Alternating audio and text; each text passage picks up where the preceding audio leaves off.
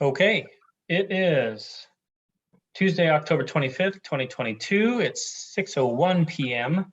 This is a meeting of the Conservation Commission / Inland Wetland Agency for Norwalk, Connecticut. Could we have a roll call, please?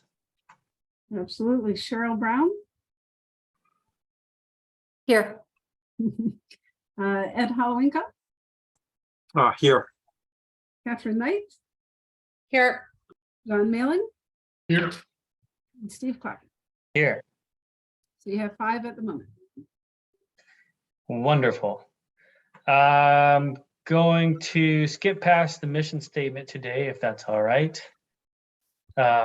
Public comment. Do we have anybody from the public who would like to comment in general, not on any specific applications? Let's see. So if you are an attendee and would like to speak, as the chairman said, you cannot speak currently on any pending application. But if you have any other general comments or conservation concerns, you can use the raise your hand function on Zoom, which is usually down at the bottom of your screen. If you move your cursor or hand, just indicate that you'd like to speak.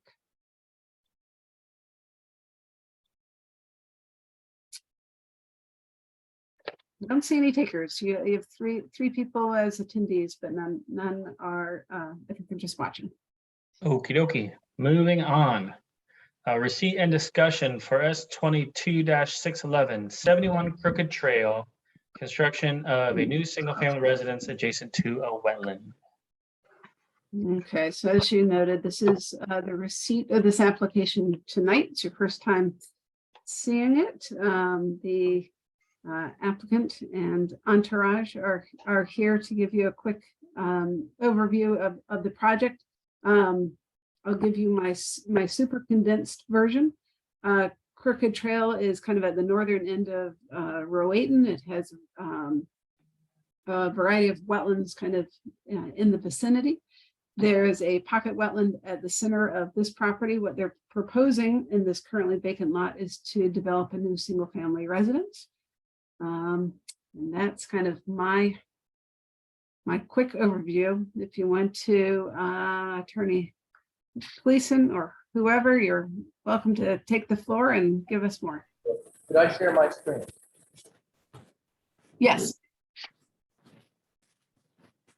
You can certainly share your screen. If you have any issues, I can share mine.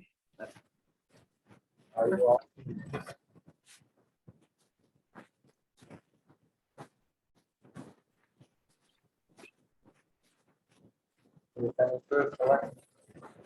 Mr. Gleason, I'm sorry to interrupt, but your audio seems to be a little. The audio is fuzzy. Oh, that was better. All right, great. I can deal with this by just speaking a little closer to the microphone. Okay. Perfect. So I represent Dale Mack, who is a contract purchaser of 71 Crooked Trail. It's a little over ½ an acre located in the Residence A zone. And this is a survey of the property that shows the layout. Crooked Trail is on the north. You can see the setbacks are called out here. And it's about a 3,300 square foot wetland that is located in the center rear of the property, almost dead center, but towards the rear as well. There's a large number of trees on the property. There's lawn clippings, grass clippings and leaves and other debris from in the wetlands and in this upland review area here. And what we're proposing is basically to put the house in the front of the property in compliance with setbacks. It's a modest house. It's about 2,400 square feet, and it will have a. So let me go a little bit more. It's 2,400 square feet. It will have an 1,800 square foot footprint with a 1-car garage and a dry laid terrace behind it. The terrace will be 8 feet from the wetlands over here, and the house itself will be 15 feet from the wetlands. That's the closest portion of it. garage and driveway are over here. And I believe this is a very straightforward application. There's minimal disturbance in the wetlands. There's a fair amount of invasives in the northern edge of the wetlands, in here and outside. That Bill Pollock, our landscape architect, will talk to. We're going to remove the invasives, which will benefit.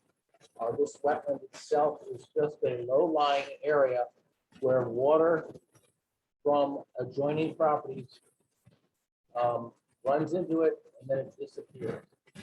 And several times in the course of the year that Bill has been working on this, he never saw standing water on it. So it's just a small wetland, a pocket wetland that functions as it should.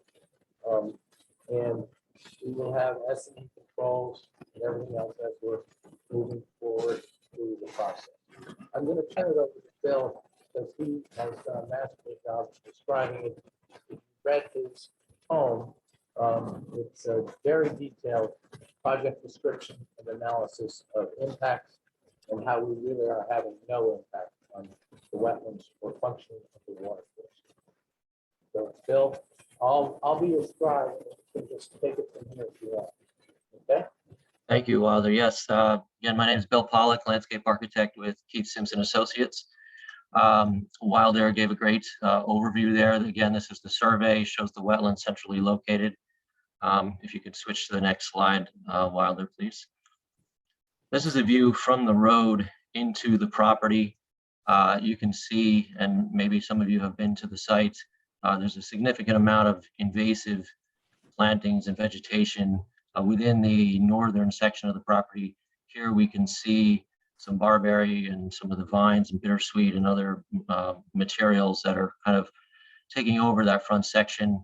I'll just note too that a lot of the trees that happen to be in the northern section have been compromised, particularly by the vegetation and also by other disturbance on the site. So these pictures tend to show, and certainly if you were to visit the site, you can see how many of the trees are actually in poor condition in the front of the site. When we get to the wetlands and the uplands to the southern portion of the site, the trees are actually very good condition and they're very nice, mature woodlands. Next slide, please. This is a little bit further into the site, an example of a lot of the condition of this portion of the upland area. Again, the trees are not in great shape. We can see piles of debris here and there. There's lawn clippings, twigs and branches all stacked up. There's evidence of excavation in the past, and from what I can tell, it was probably done many, many years ago. Some of the trees are partially buried. It's hard to say what that excavation may have been for, but some had been happening, and they just kind of left piles of soil, and therefore that also helped the invasives kind of proliferate throughout the site. Question was, excuse me for interrupting, but is that material from surrounding properties, or was there an attempt to do some work on this site at some point? There was no attempt to do any work that I'm aware of. Certainly our client has not. She technically doesn't own the property as of yet. It appears that all of this material, or most of this material, has been deposited there from neighboring properties. That's what it looks like, but we can't say for sure. Okay. Next slide, please. This is also, again, in the upland area to the north. It's just a mass of grapevines and vegetation that's taking over. You can look, if you look up, you see all the trees that are essentially leaning and ready to come down. This is approximately where the house actually is sited. So it happens to be that the upland area to the north of the property where we're looking to do the development has been severely compromised, as you can see. Next slide, please. This is a photo of the wetland area. As Wilder mentioned, it's a sort of a depression centrally located here. It does act to collect stormwater from the property and from neighboring properties. I visited in the spring and several times throughout the year, and it never seemed to really hold much water at all.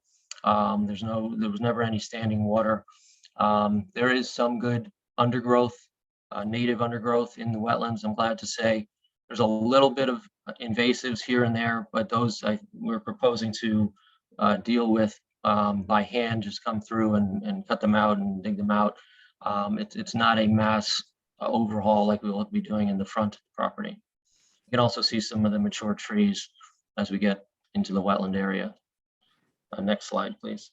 Again, excuse the interruption, but are you saying that the water comes into the wetlands from neighboring properties and is then absorbed into the soil? Is that your observation? That is correct. There's no stream channel, there's no inlet, there's no outlet for the wetlands. It just happens to be a lower elevation compared to the surrounding areas. And so it's really an isolated pocket. So it's not surprising, therefore, that there's not a whole lot of standing water regularly, because again, there's no inflow, there's no stream channel, there's no water course associated with it. Thank you. Sure. This is the southern upland portion of the property. Much better condition. There's some rock outcroppings, which we're all glad to see. There's no evidence really of any disturbance. There's no debris or no excavation in the back there. And many of the trees here are in very good condition. A few just maybe need some pruning. But this is the general condition of the woodlands in the back of the property that we're proposing to basically leave as is, except for some maintenance, such as some pruning.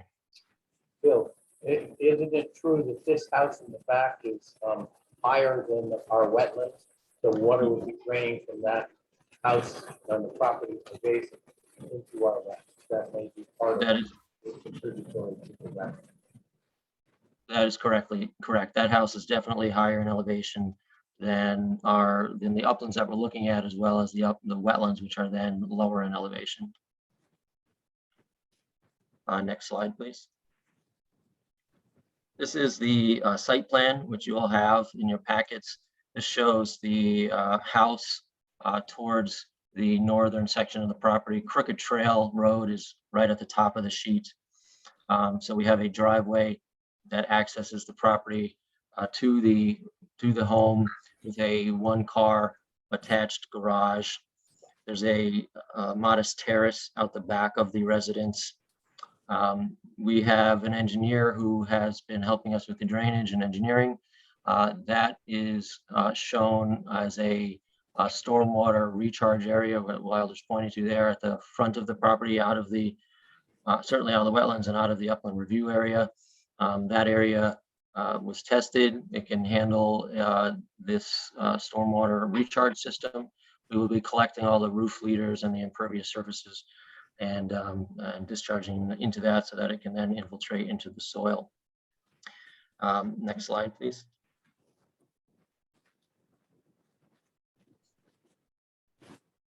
We looked at some alternatives as well. The only other place on the site that can really handle any development of any size would be that southern section of the property. So we wanted to show what that could look like with the same house footprint. We would definitely need to take a driveway all the way to the back there, very close to the wetlands. We'd have to run all of our utilities through there, and then we'd end up putting a house, whether it's this footprint or a similar one, in that area, which would essentially mean we'd have to remove all of the most of the mature trees in the back there. We would still, I think, have to tackle the invasives in the front. So it was pretty quickly determined that the best plan for development was to focus on the front of the property, and which has already been disturbed, which already needs a lot of attention with invasives and all the debris. And then we can essentially leave the wetland and the upland to the south essentially untouched or very minimally touched, and therefore not be impacted by the proposed development. Next slide, please. Bill, do you want to talk about the landscaping? Yes, please.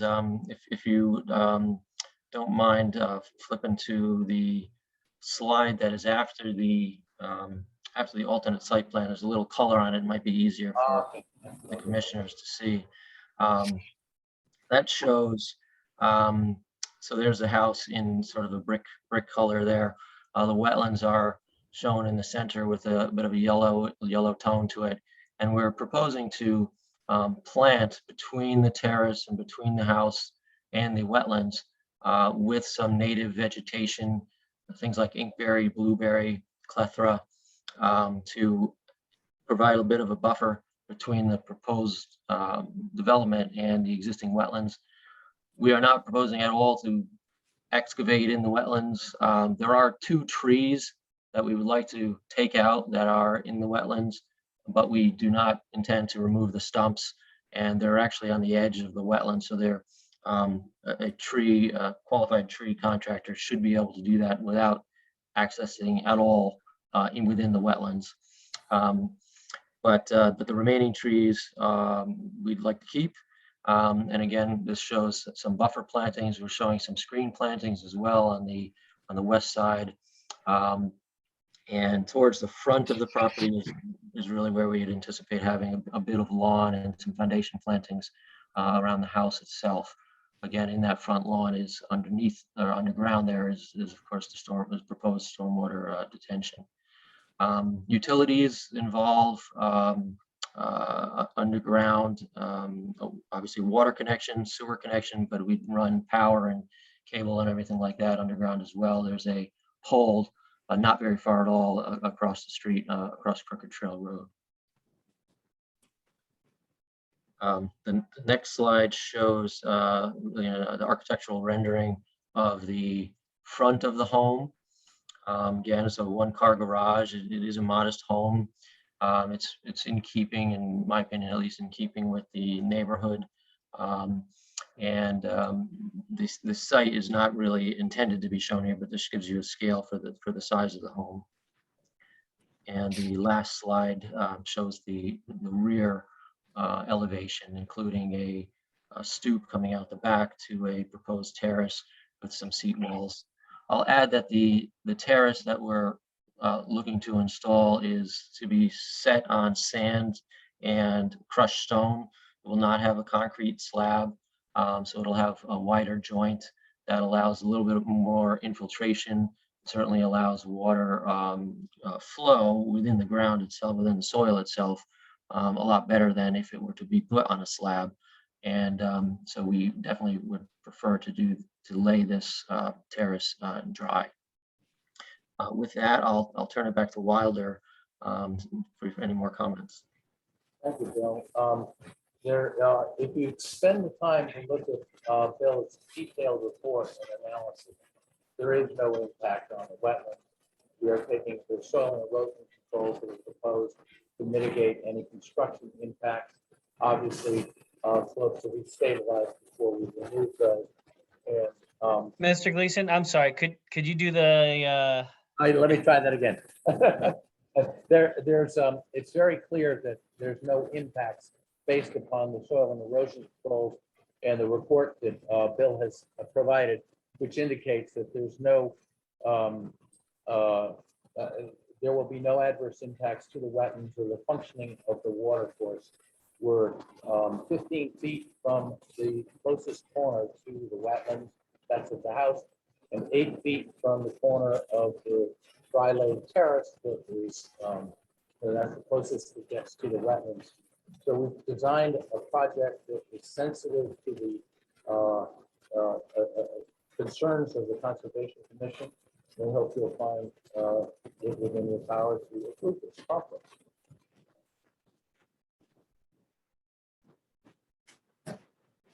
If there's any questions, we'll be happy to answer. Okay. If the other commissioners don't mind, I'm going to do sort of a run through of what I'm seeing and hearing. And you guys can, the applicant can let me know if I'm misinterpreting anything. But this looks to be a very well thought out application. I am seeing erosion control measures on the drawings. Silt fence around the wetland and around a stockpile area in front. The septic is in the front, which shouldn't have any effect. It's well outside the upland review area.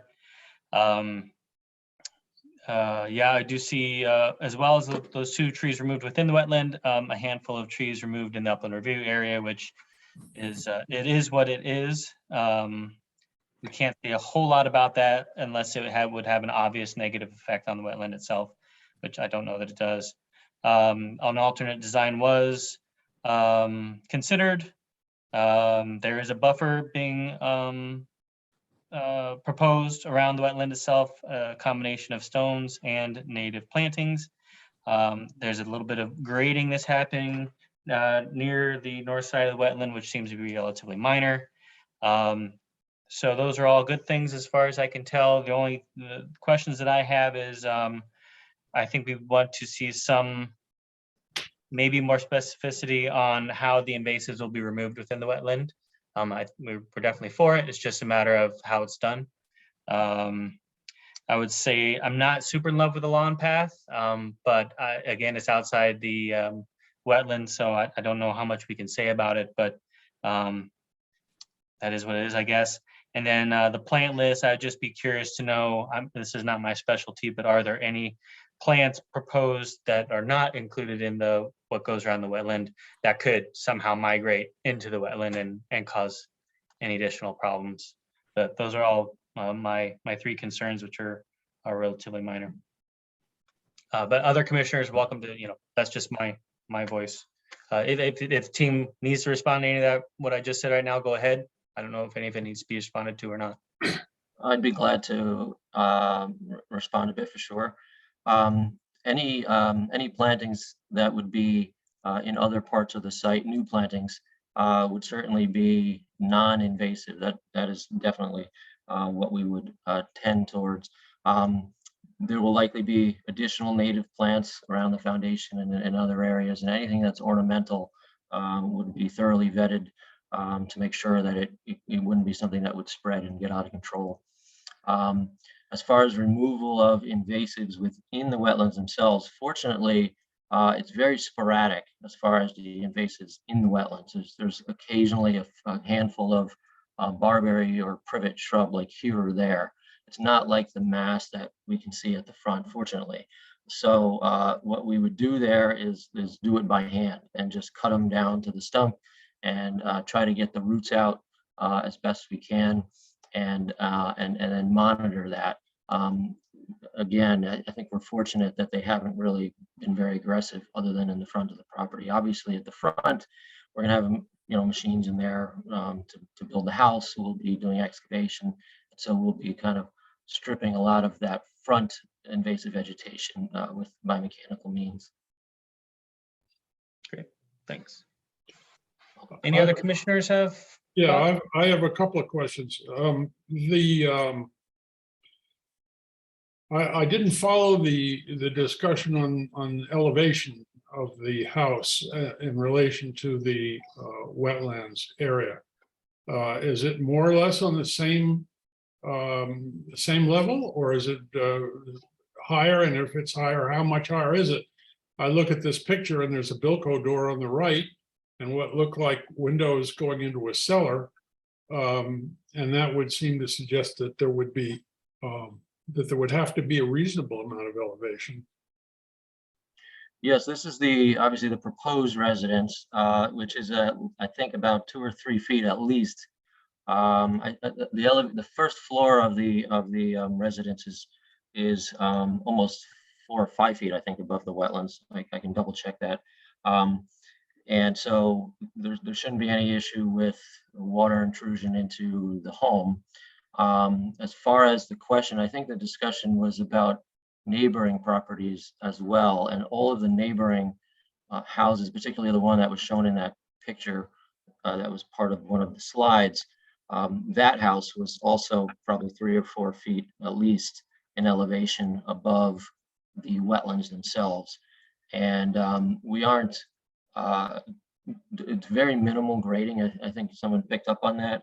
The house is almost on grade, just a little higher than the existing grade, just so we can make sure we're not bringing water into the basement. And then we are collecting all of the stormwater that it would be present from the impervious surfaces and then discharging that into our own collection facilities. So don't anticipate any more stormwater heading off the site than currently does at the moment. It's fine. I mean, it's not something that's technically under our brief anyway at this commission, but second question, did I understand that title has not passed to the applicant on this property yet? Is that correct? That is correct. Is the passage of the title contingent on the approval of this proposition? Yes. It is. Yes. So we're looking at a hypothetical development, an application for a hypothetical development. Well, it's, But I think it's more of like a contract purchase. we have a contract where my client has put 10% down, and that's at risk. If you guys approve it, she fails to go through. I'm not gonna put.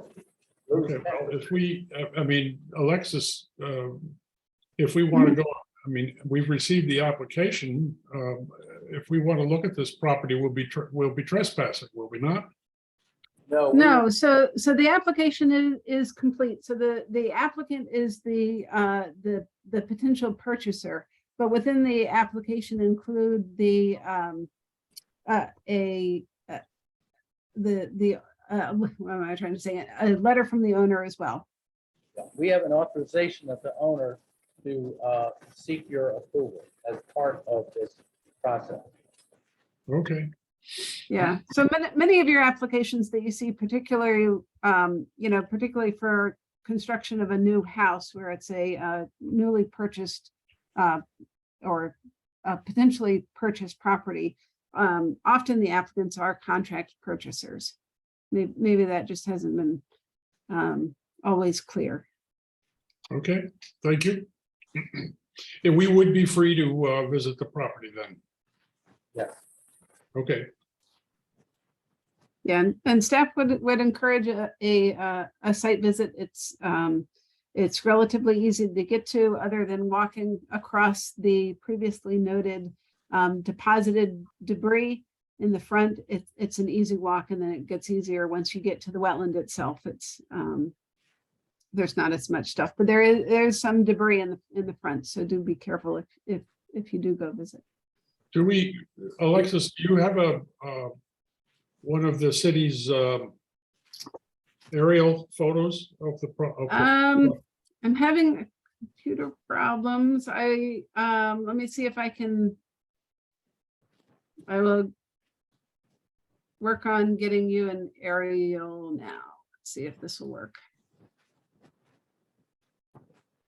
And then while I'm typing, in addition to encouraging you to do a site visit, I also did want to note that we did receive, staff received one email later this afternoon from a resident that has formally requested a public hearing.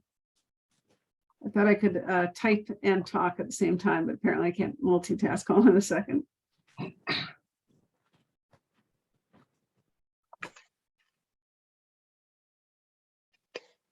Is this an intermediate application? So this is an intermediate regulated activity application. So it is not a significant regulated activity. The statute says that you shall not hold a public hearing unless there's one of three things happen. Either it is a significant regulated activity, which it is not. If there is a petition signed by 25 residents seeking a public hearing, or if the commission finds that it is in the public interest. So you certainly could hold one if you wanted to. But definitely wanted to let you know that there is interest. And Well, would you then- define that as public? It's in the benefit of the public interest? Make me get out the regulations. I think that's up to you. I'll pull up the regulations themselves and you can, I'll read that section. I just want to understand the terrace. So the terrace, what is the material? Is it sand or gravel, or is it actually slabs on top of sand and gravel? I want to just understand a little bit more about the terrace. Yes, it's proposed to be slabs, natural stone set on top of a sand setting bed, which is then on top of crushed stone. So it'll be a hard surface, like a granite.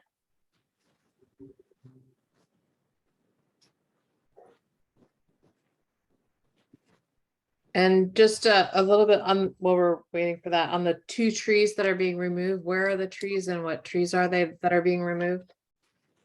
They are on the west side of the wetlands.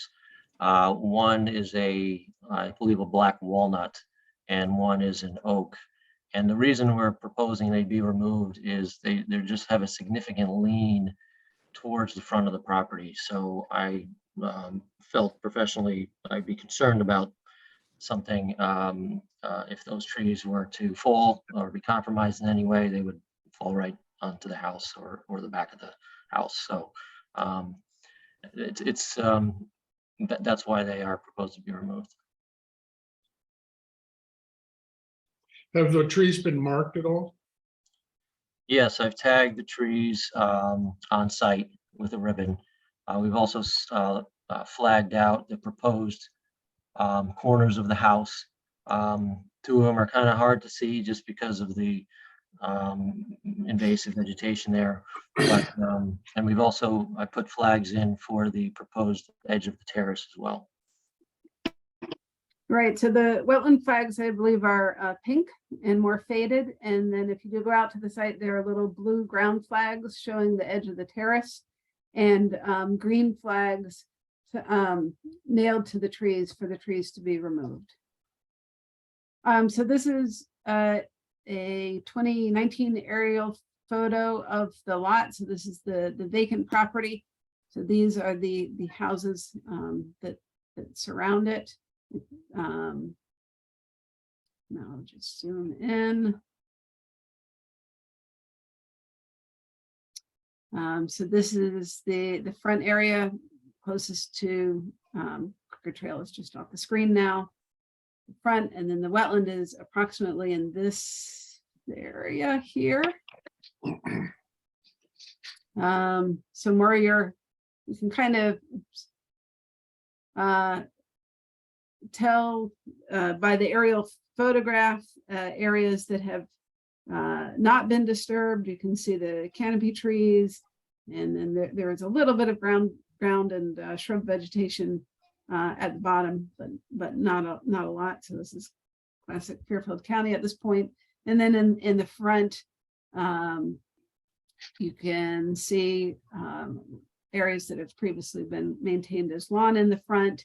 And then this is the area where the house would go, and you can see it's you can kind of get the feel for maybe some of that disturbance that's been described previously. And then I can rotate.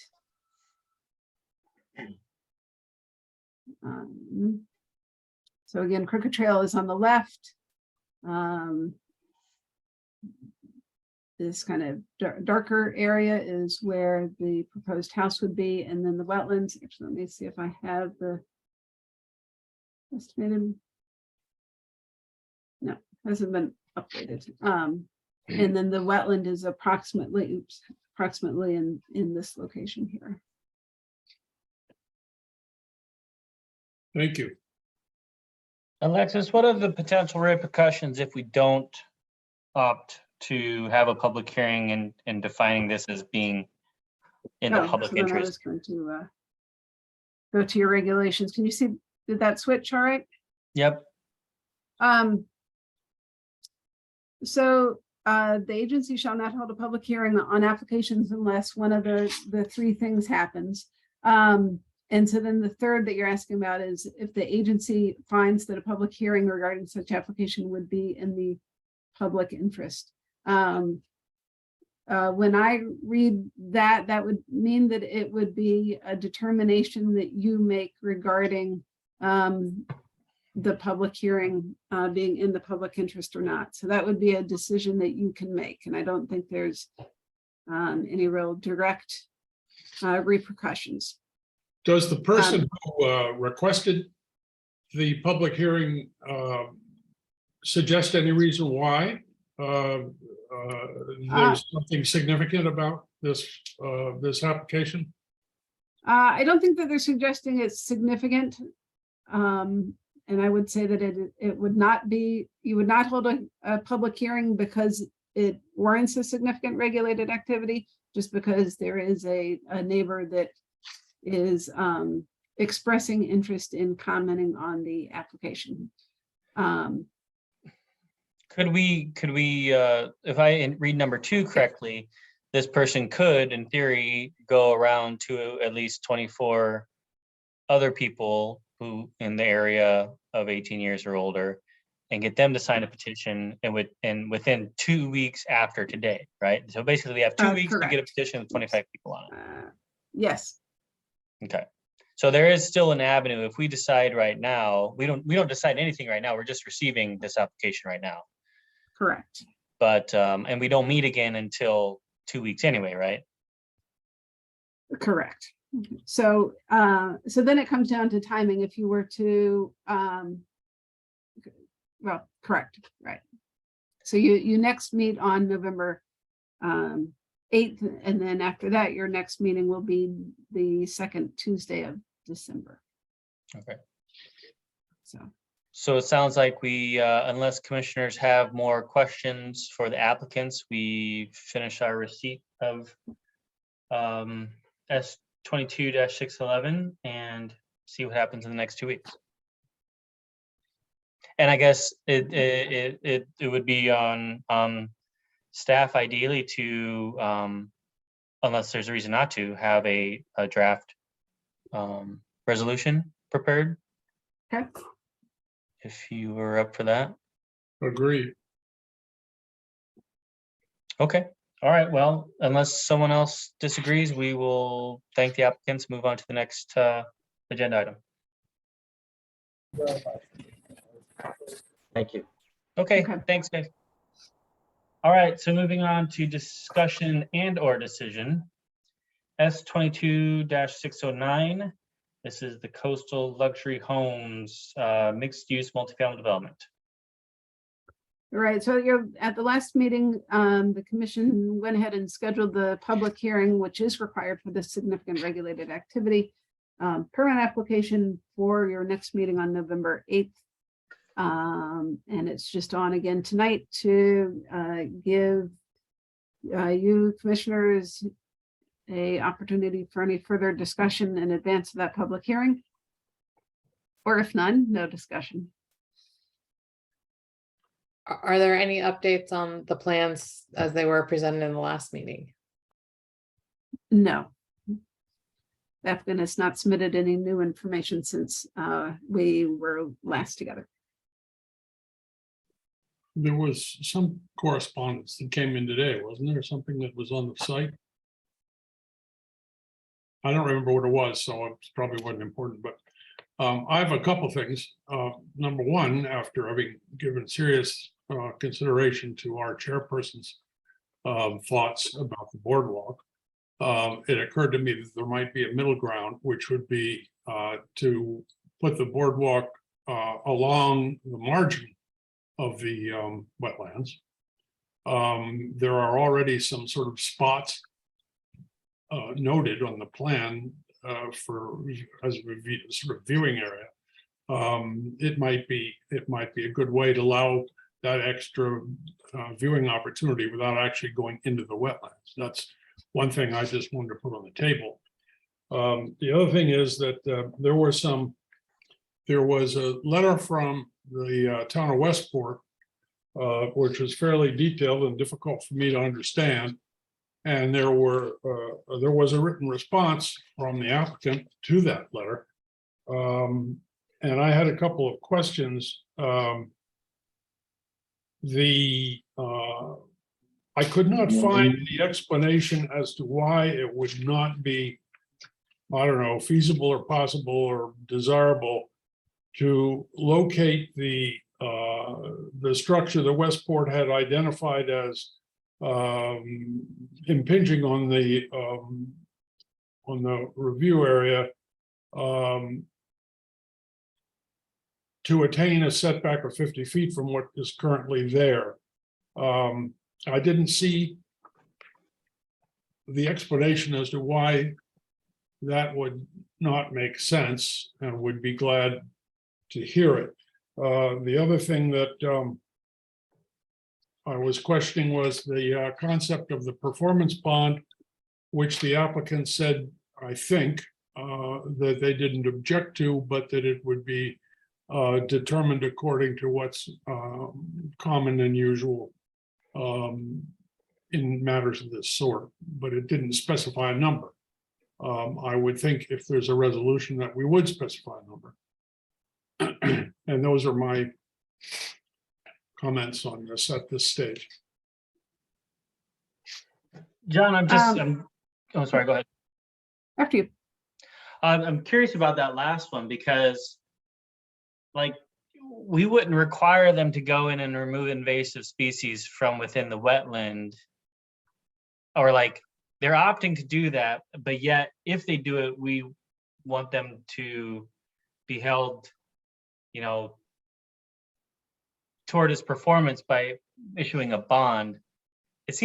Which seems odd to me, but I mean, you know what I mean? Like, Yeah, I think it's because they're not just saying that they're going to go into remove invasives, but the plan is to build this multifamily development, and in order to mitigate some potential impacts of that activity that's within your upland review area, they're proposing mitigative activities that will clearly benefit the wetland.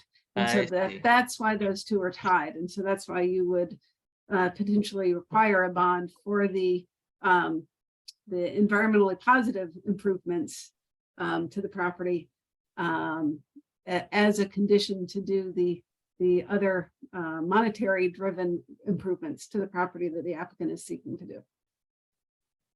That makes sense. Does. Thank you.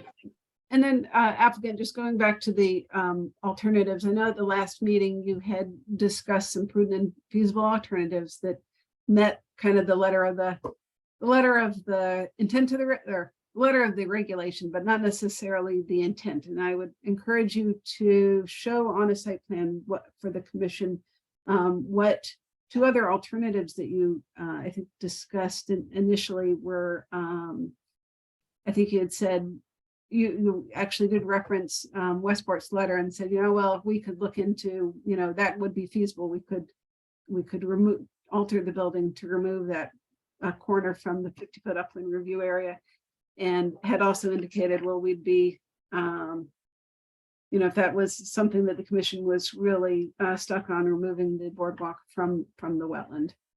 And for clarity's sake, I'd recommend that you show those on a site plan. Yeah, it makes sense. No problem. We can indicate those options on a site plan so that you have something before you when you're considering the application. And we'll also consider an option that looks at locating the boardwalk along the margin of the wetland as well. And I assume, Alexis, we could maybe offline talk to you about what might be appropriate for performance bond and what information you would need to work on that condition. Commissioner Brown, does that make sense to you to have it but not have it there? The boardwalk. Okay. That seems reasonable. Okay. I think a question that's still remaining is just the question on the pets, because obviously if people, it's a pet friendly building and people have dogs, then are encouraged to have dogs running in an open area of the property, that would have a very adverse impact on the wetlands to have dogs running around in there unleashed. Yeah, thank you for that reminder. And we are looking at an enclosed pet run, so that everywhere else on the property, the pets could be on leash.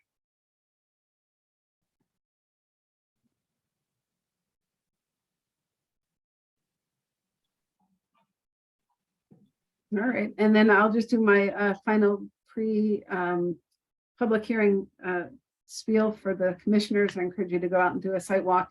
You would want to do it prior to the close of any public hearing. So it's not the easiest site to get to, but you can kind of get a taste for the wetland from the retail spaces, the rear of the retail spaces along Westport Avenue. Okay. Okay, any other commissioner questions, comments for the applicant? Okay, so we'll be See you in a couple weeks. Yep. public hearing. Yep, is- so we'll do the legal notice, and then just be sure to get me proof of notice of mailing to all the abutters. Yeah, mailing's going out tomorrow. We can send the proof. Okay. Okay. Thanks, Mhm. everybody. Let's move on to S22-610, 13 Valley Road, invasive species removal, replanting with native and adjacent to wetland and water course. Okay.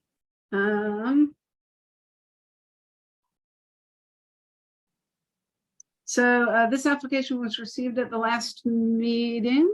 It is in some ways similar to an application that was submitted and then withdrawn in April and May of 2022, seeking to do landscape management in an adjacent to a wetland. Look at my email. It looks like so let me share my screen, and then I will send out that, I don't know, looks like it bounced back for all of you. The applicant did reply earlier today with some comments to your initial comments at receipt. The resend without any other photos. And while I forward those comments, the applicant is here. Tom, if you want to maybe go through your comments while I send them again. Thanks, Alexis. Good evening. Name is Tom Ryder, with senior biologist with Lantec in Westport. We did a fairly thorough presentation last meeting. I think it was on the, whatever it was, I'm sorry, 2 weeks ago. And during that point, I think a lot of the your questions had been answered. But I spoke with Alexis during the week, and I asked if there's anything that would that I could provide that would be beneficial. And she recommended I prepare a kind of a summary for 3 of the three major topics that you had raised.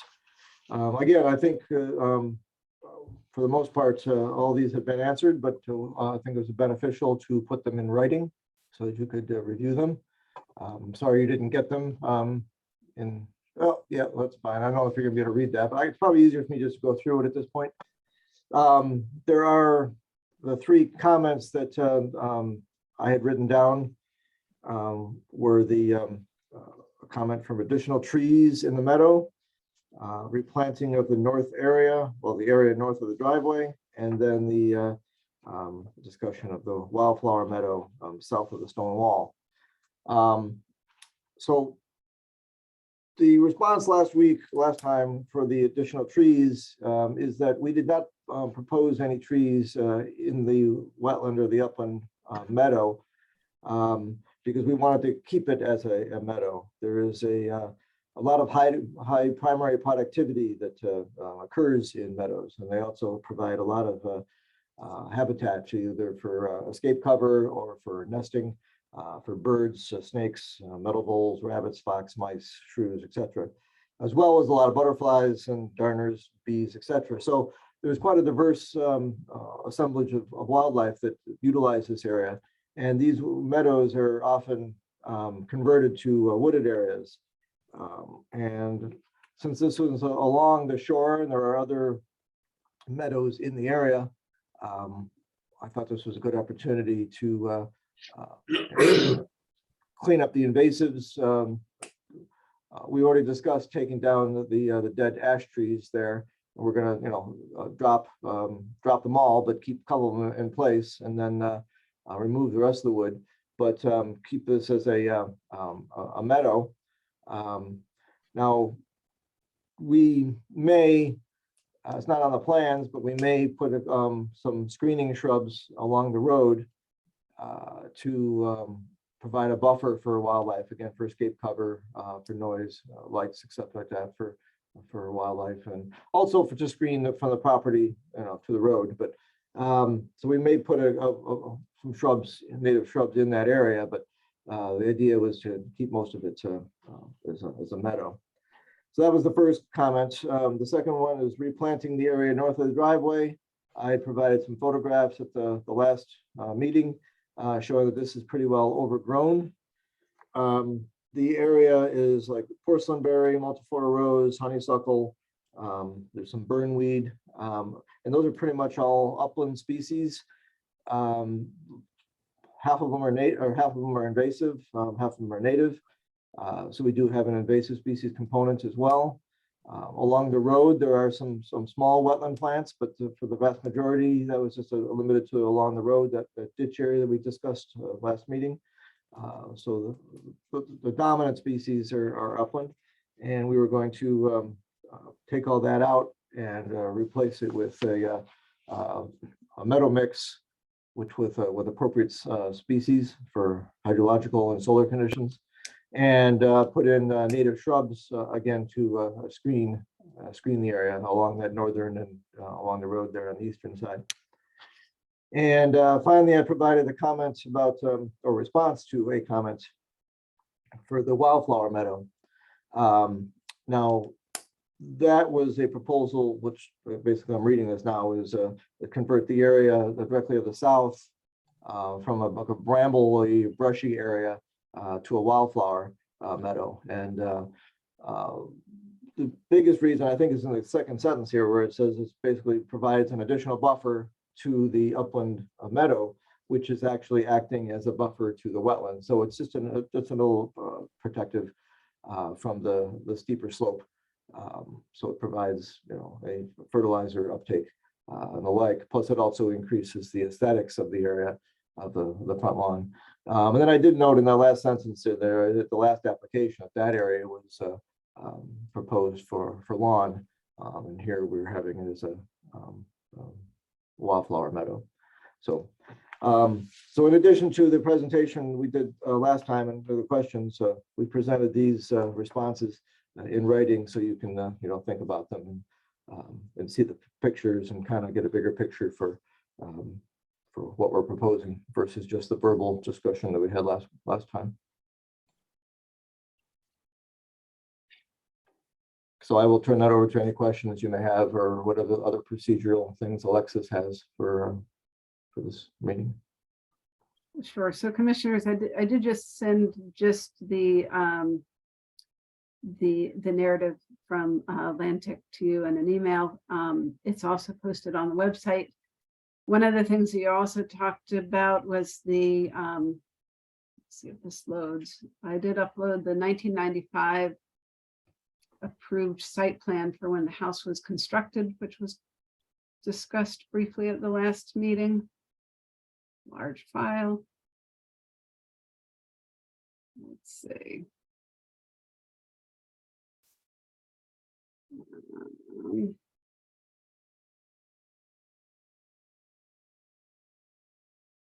And not the best, but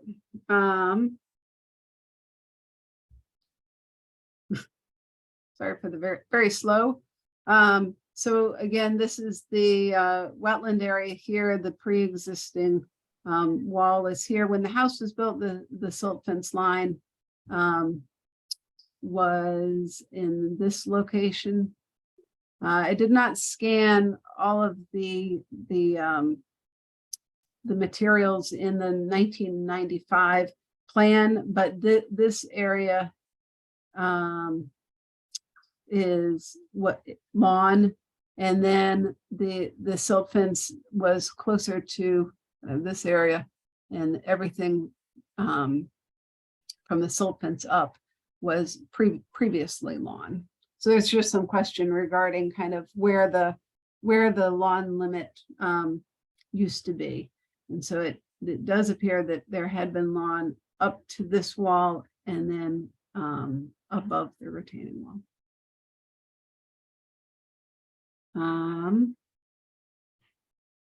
And then I know Commissioner Knight that you had emailed me some photos. I can attempt to share those if at your request. Hi, yeah, I went to visit the site on Monday just because, you know, the last time I visited the site was with the previous application in May. And so I was kind of surprised where the applicant was stating that it was dry and that it was a ditch, because I had experienced what I observed in May and then observed today was more, or not today, but on Monday was more of a water course.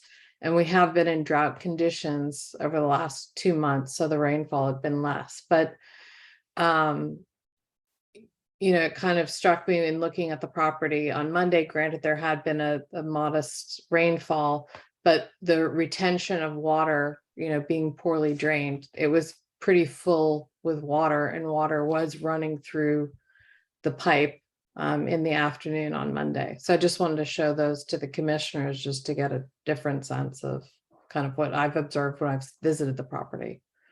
Yeah, we don't deny that. That's fine. So it's all wetland, and there is a water course down in that area. I think my comments at the last meeting was that, you know, it was all during drought conditions, and when I was there, that's what I found.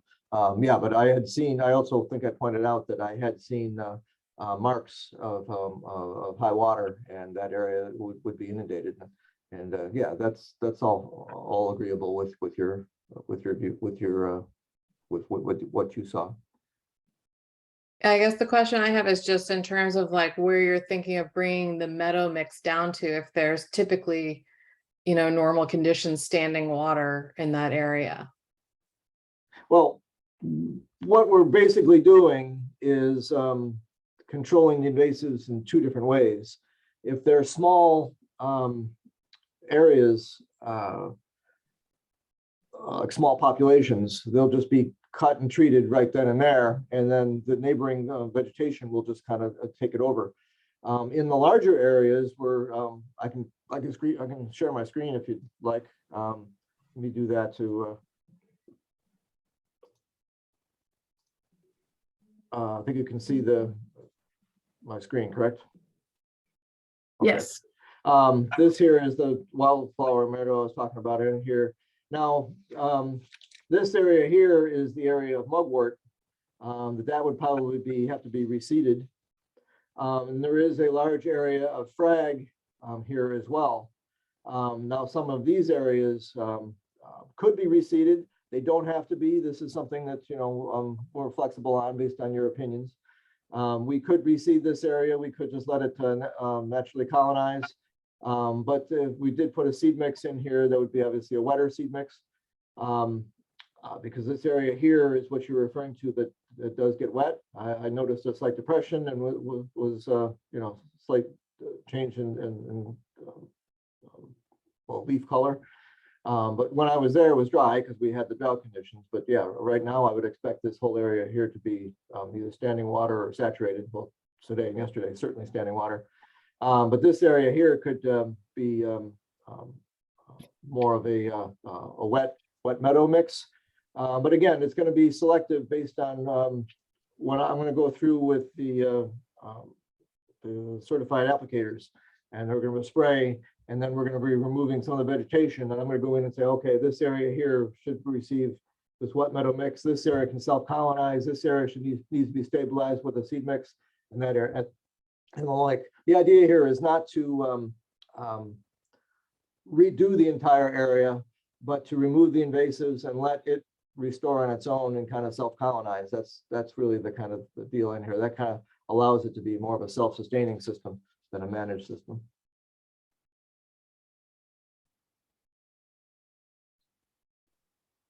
Sorry if I'm late to the game here. I missed the application, but are there no alternatives to the herbicides to address the invasive species? Well, there's a couple different ways we're doing it, and I kind of left it open to the experience of the certified applicator. When I do these kind of plans, I don't usually design it for that level of detail for them because they are the experts. So what I mean by that is there are ways to do cut and treat. There are some areas where you'd want a whole population to be mowed and then cut and treat later. And then there are areas that you would just want to spray. Well, I mean, if you don't mind, hold on a second. So it's treat, and spray. So prior to those three options, are there any other options? Well, like, yes, I mean, we could just pull, mechanical pull by hand or by grubbing. However, the reason why I haven't really proposed that for frag and mugwort, that really doesn't work. And you're just gonna provide an effort, and then a lot of times what you can do is do a mechanical pull and then do a spot treat of any regrowth. Or you can keep pulling it, but that's a big labor intensive thing in here. So I was trying to be kind of efficient with that. And the reason, I mean, 6 or 7 years ago, I probably wouldn't have promoted that at all, except for I've worked with a lot of herbicide applicators, and I've seen the techniques they've used, and I've seen the chemicals that have been fine-tuned, and I've seen the machinery for spraying, you know, the little backpack sprayers and spraying. And I've been kind of convinced that we can limit the spray to only target organisms and not do any overspray. And it took me a while to get there, but I'm at that point now where I'm actually kind of promoting it. And what would happen if we just didn't do anything? Well, then eventually you can still see my screen here. This area of frag would move up probably to about here. I mean, this is the wetland line, so it's probably not going to go too much farther. But this mugwort here is going to take over. There's porcelain berry on these trees here that are just going to take over. I've seen that just be huge monocultures, and basically you're going to have 2 or 3 species on this whole area. And keep in mind, we have these large ash trees that are just dead and will be coming down as well. So with this, there's a lot of porcelain berry and grape attached to this tree here. So when we take down this ash tree, that's going to, a lot of that porcelain berry is going to be able to go away. So you're going to remove the substrate. So there can be advantages to that as well. Okay, thanks. I mean, just the big picture here is that they moved in about 1.5 years ago, and this is just an overgrown mess that they actually wanted to improve. And I said, that's great. Here's how you do it. So.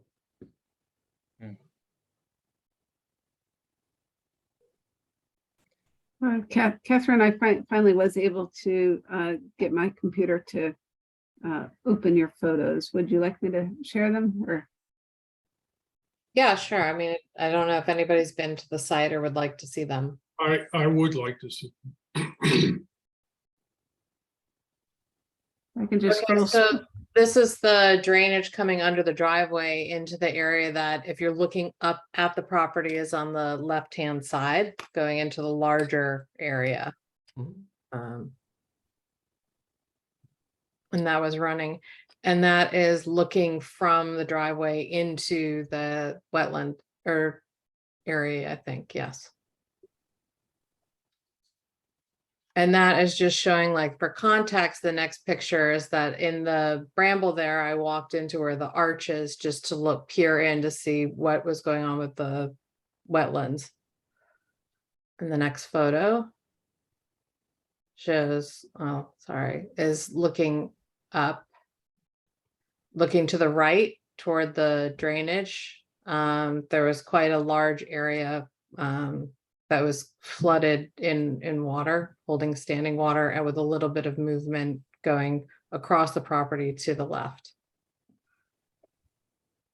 And this was looking right into the Phragmites. You can see there was quite a bit of standing of water in the property. It's probably about a few inches deep. This was walking, you know, about a few 10 feet down the road and looking in again to see how the water is. And again, it was still, you know, it was flooded basically. And that was looking again, that was looking right, and this was looking left. And that's just to give a sense of where that was those two photos into the wetlands were taken. Is that the house up the hill there? Yes. And are the little reedy things, are those the Phragmites? Yeah. So it's Phragmites, and then it looks like it's porcelain berry growing on the Phragmites. Yep. The See that. leaves. Yeah. Double So it's a fun. mix. Yeah.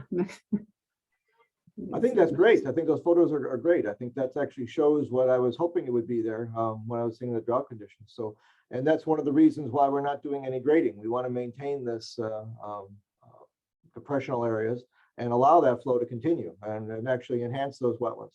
So I thank you for those photographs because they actually show what I was hoping would be occurring there. Yeah, I mean, it was a very wet area, even like stepping in where you know, lift your foot up, there would be inches of water under your feet. So, I mean, it was a very nice looking wetland. I mean, aside from the invasive, yeah, from the Phragmites and everything else. Yeah. Right.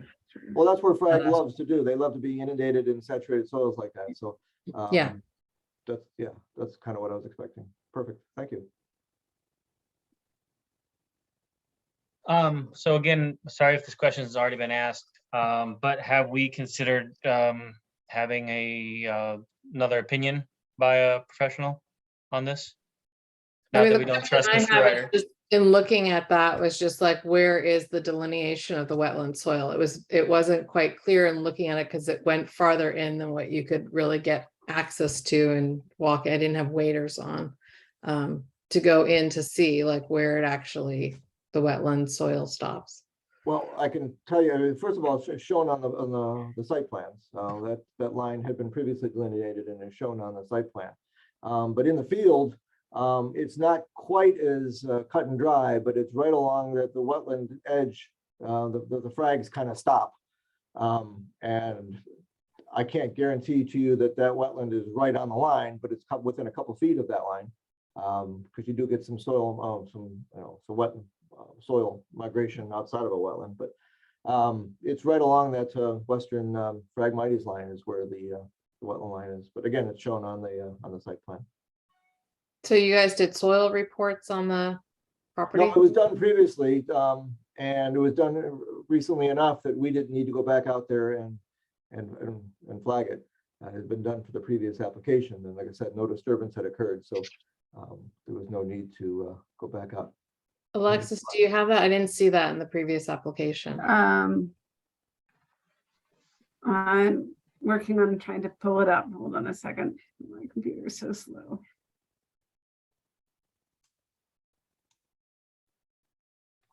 So I believe that the previous application is the 1995 house application. So I don't think that was reflagged back in April or May. But it was flagged in 1994, I think it was.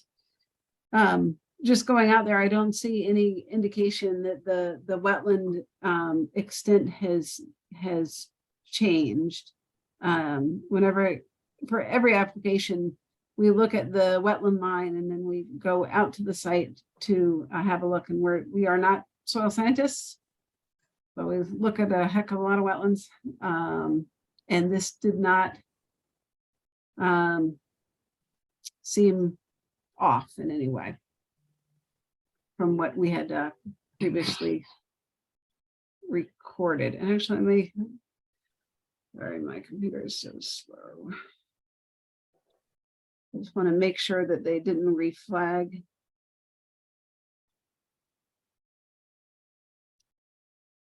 In April.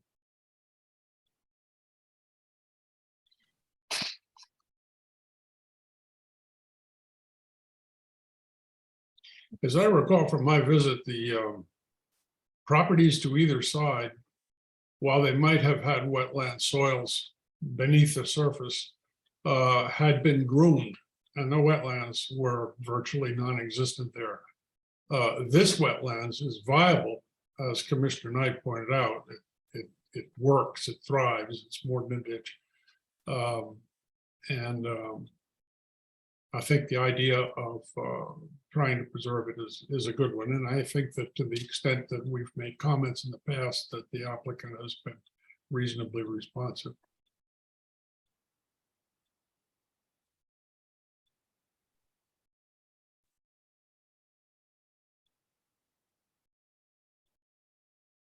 Any other comments? I don't think it was not reflagged in April, May this year. Just confirming that, but also confirming I didn't see the need for necessity. Okay, well, no decision today, I assume? Nope, okay. It's up to you. Well, But I we can certainly do a draft resolution with yeah, conditions for the next meeting. It would be good to review a draft resolution. And respond. Okay, is there anything we want to communicate to the applicant to increase their chances of getting a favorable result next 2 weeks? Okay, that's fine. It is what it is. All right, well, thank you, Mr. Ryder. Great. Thank you all for your time. Enjoy the rest of your evening. We'll move on with the agenda. Approval of minutes. Has anyone reviewed the October 11th meeting minutes? I don't see anything wrong with them. I would move to approve them. So, okay, we got a motion from Mr. Mailing. Anyone else second? I'll second it. Ms. Brown, any conversation? What's the right word? Okay, none? Well, we'll go for a verbal vote. All in favor of approving the minutes from October 11th? Aye.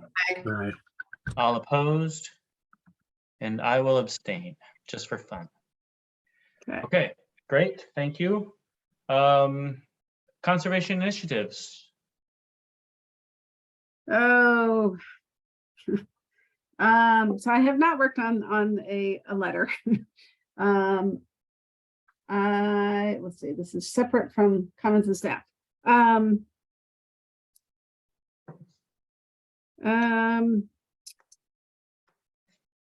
Yeah, I don't have much to report, unfortunately. Okay, I don't either. Okay. So, anyone else? Any thoughts? No, okay. All right, comments of staff. So I think 3 of you are signed up to attend the Kekiwik event on Saturday. Who else is going? I know so I we am. have, yep. Mike Okay, great. Brown and Halloween See you Co. guys there. So it should be good. They are usually very excellent in the past. Always been impressed with their presenters and their breakout sessions. So, very good. Thanks, guys, for doing that. If you get any materials to bring back, don't chuck them out. Hang on to them. I'd love to see what they have to say if I could. I can't go because I've got another commitment, but We could add a brief section to the agenda to just give feedback, I guess, maybe. To the meeting after. That's- Well, we can do it during conservation initiatives. Is that what you mean? During our meeting in 2 weeks? Yeah, Yeah. right? Alexis, that's okay, Yeah, right? that would be great. Right. Yeah, thanks. Okay, And then oh, sorry. No, I that had was, another one. So then CIRCA, which is the Connecticut Institute for Resilience and Climate Adaptation, also known as just CIRCA, which is part of UConn.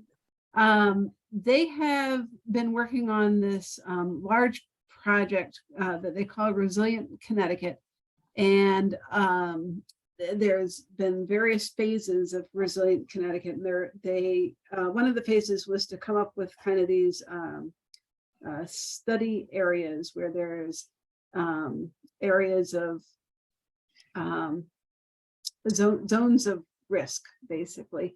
And the South Norwalk area is one of those areas. So the CIRCA has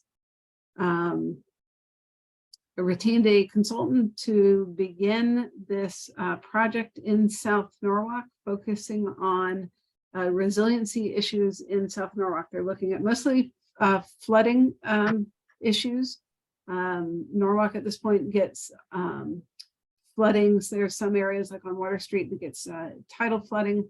And then there's your storm surge and your large precipitation event flooding. They're also looking at heat and heat islands throughout the city, but in particular in South Norwalk.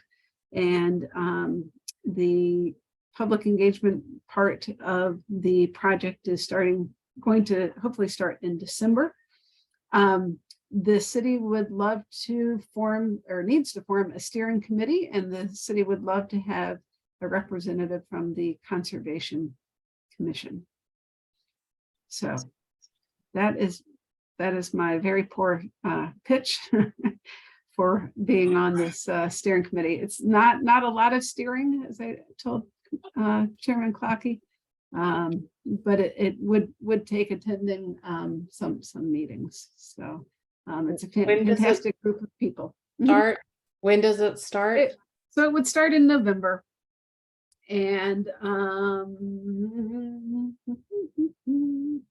then it would last. Should have the timeline memorized, but I don't. We'll say about a year. But the steering committee would at this point, I don't think that we're looking for a it's not less than a monthly meeting.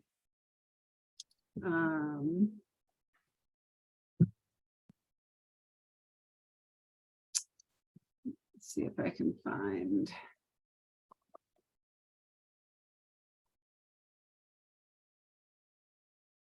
While you're looking that up, Alexis, can you, you know what's going on at the bottom of Sheehan Road where I thought that there was an underground stream of some sort that went into Village Creek, right about where they're doing quite a bit of construction.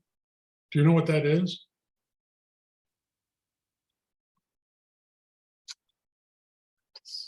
So I'm not good at multitasking. Hold on, let me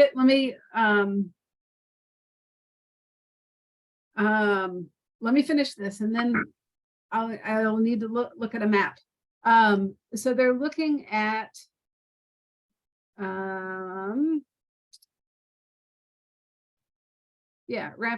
wrapping up in about 11 months. And so they would have the end result is that the consultant is going to produce for the city a plan with specific actionable items that the city can implement or encourage to increase resiliency. And so they're going to start with the kind of it's the classic planning scenario where you have you figure out your stakeholders, you hold, they're going to have at least 3 public meetings where they try to engage the constituents of South Norwalk to get input as far as what South Norwalk residents feel are their threats, that are their potential solutions.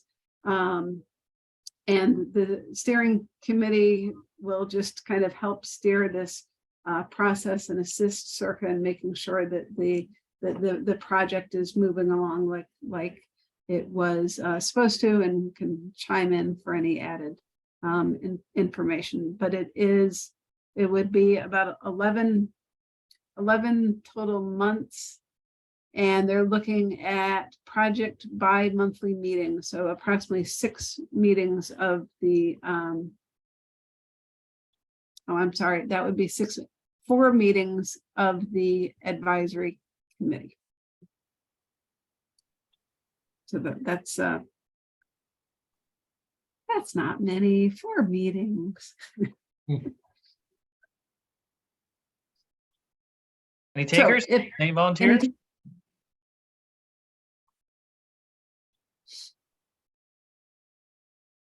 So are these 2 separate things or one? Sorry. I'm So confused. there's a I'm just kind of looking at their schedule, and so there's a group of city staff that meets directly with Circa and the Circa's consultant fairly frequently.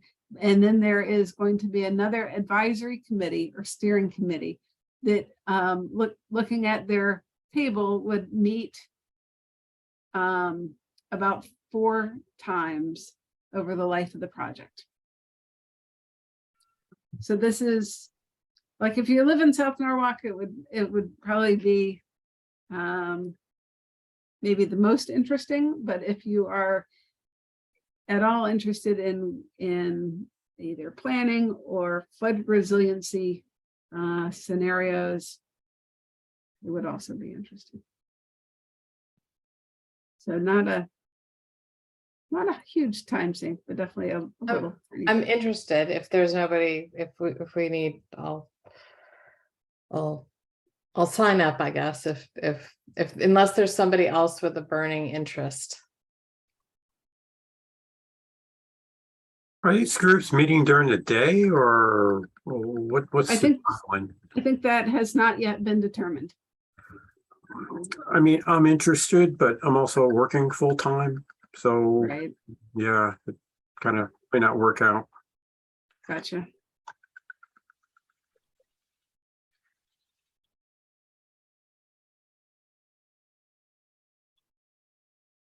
Okay, so you guys want to follow up with Alexis on that? Yeah, I'll ask them that about whether it is what they're thinking. But I think that they were leaning towards late afternoons. But I can check with them. And then so maybe Catherine and as a alternate. Okay. Sounds good. All right. All right, thanks again for being involved. And unless Alexis has anything else, we'll take this opportunity for commissioners to say anything. And Alexis, you would chime in if you did have anything else, right? Okay. Yeah. Okay. Well then, I'm looking for a motion to adjourn the meeting. Motion to adjourn. Can I say that Ed's cat seconds? What's the cat's name, Ed? Harvey. Harvey? Harvey. Harvey. Okay. All right. Harvey seconds by way of Ed Holenko, I think. Yeah, he's out of here. Oh, that's just a typical cat. You give them attention and they split. Okay. I think we need to vote on that. So I think everybody's a yay on adjourning. Aye. Okay. Sounds good. See you all We'll next see time. everybody next time. Good night. Thank you. Good night. Thanks. See you, Ed and Cheryl, this weekend.